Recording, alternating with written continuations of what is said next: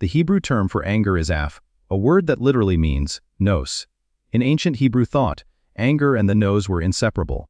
When someone is enraged, their nostrils flare, breath speeds up, and their face grows hot. They describe this as being hot-nosed. When Scripture speaks of God's patience, it uses the phrase erekapeim, which translates word for word as long of nose. In other words, it takes a long time before God's anger ignites, a long distance between spark and flame. English Bibles often render this as slow to anger. But the original imagery is far more vivid: a God whose face doesn't heat up the way ours does. Here's what stands out. Scripture never commands, do not feel anger. Not once. Instead, it asks a question. The first time anger appears in the Bible, God doesn't condemn it, he examines it. Looking at a man with clenched fists and a burning face, he asks, "Why are you angry?" That question echoes through the entire biblical narrative, from Genesis to the prophets, from the Psalms to Paul's letters. The concern isn't whether you feel anger, but what your anger is aimed at. That man is Cain in Genesis 4. Both he and his brother Abel bring offerings. Abel offers the firstborn of his flock. Cain brings produce from the soil. God accepts Abel's offering but not Cain's. The text says Cain's anger burned, his face fell. In Hebrew, it's literally that his nose grew hot. But notice God's response. He doesn't say, "Stop being angry." He says, "Why are you angry? Why is your face downcast? If you do what is right, will you not be accepted? But if not, sin is crouching at your door. It desires to have you, but you must rule over it." The word, crouching, paints a vivid picture, like a predator lying low, ready to pounce. Sin isn't abstract here, it's active, waiting inside Cain's anger. If Cain doesn't master it, it will master him. And he doesn't. In the field with Abel, what was crouching at the door steps through. The Bible's first recorded anger becomes its first murder. From that point on, Scripture keeps asking the same question: is your anger controlling you, or are you controlling it?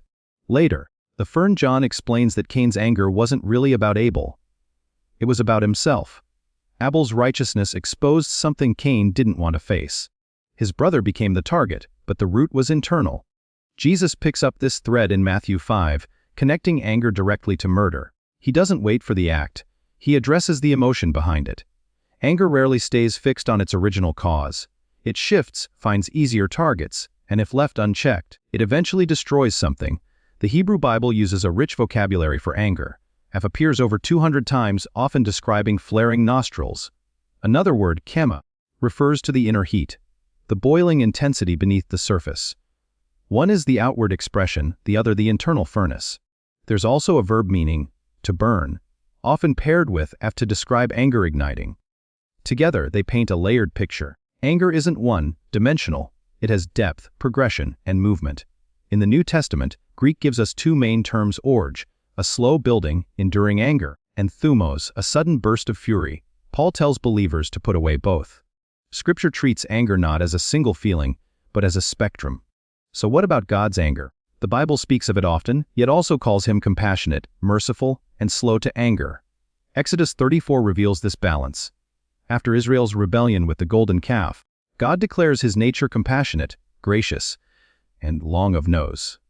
This becomes one of the most repeated descriptions of God in the Bible. There's a clear pattern. God's anger is temporary, his love is enduring.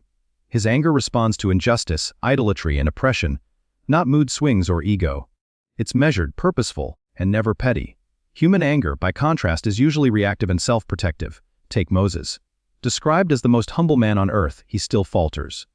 In Numbers 20, after years of leading a complaining people and fresh grief from his sister's death, he's told to speak to a rock for water.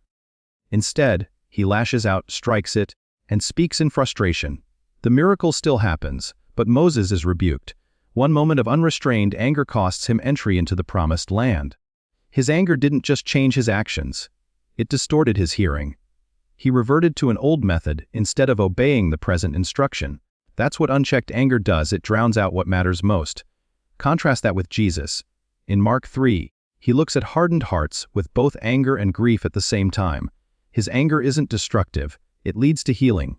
In John 2, he clears the temple, confronting exploitation, yet harms no one. Even at his arrest and crucifixion, he refuses retaliation. His anger never becomes violence. That's a critical distinction. Scripture never authorizes using anger as a weapon against others. Vengeance belongs to God. The real test of anger isn't just its cause, it's its outcome. Does it restore, or does it destroy? Then there's Jonah. He's angry not because of injustice, but because God shows mercy to his enemies. His anger exposes his theology. He wants grace with boundaries. God responds with a question: is it right for you to be angry? The story ends without Jonah answering. The silence invites the reader to respond instead. Paul gives practical guidance. In your anger, do not sin. Anger itself isn't forbidden, but it must be handled quickly and carefully. Don't let it linger. Unresolved anger becomes a foothold for something deeper. It reshapes how you think, speak, and relate to others. James simplifies it: be quick to listen, slow to speak, slow to anger. Most people reverse that order, but human anger, he says plainly, does not produce God's righteousness. Proverbs adds that gentleness diffuses anger, while harshness fuels it. It also warns that anger is contagious. You can absorb it from those around you. A person without self-control is like a city without walls, completely exposed. King Saul embodies this. His unchecked anger defines his life, destroys relationships, and ultimately ruins his reign. David, on the other hand, feels anger but refuses to act on it destructively. He brings it to God instead. That's the difference. Not absence of anger, but where it's directed. There's a familiar moment late at night, composing words you'll never send. At the time, they feel justified. Later, with distance, they sound bald. Almost like someone else wrote them. That's what happens when anger lingers too long. It stops being something you feel and becomes something that uses you. The Bible keeps circling back to this. Anger reveals. It shows what you value, what you fear, what you're protecting. Cain's anger revealed misplaced priorities. Moses revealed buried frustration. Jonah's revealed a distorted view of God. So the question remains: why are you angry? Not who caused it. Why does it matter so much? What's underneath it? Another key theme is timing. Scripture emphasizes slowness, creating space between reaction and response. That gap is where wisdom enters. Even a few seconds can make the difference. And finally, forgiveness. It's not the absence of anger. It's what replaces it. You don't defeat anger by emptiness, but by filling its space with something better: kindness, compassion, grace. At the center of it all is the cross. God's answer to human anger wasn't more anger. It was sacrificial love.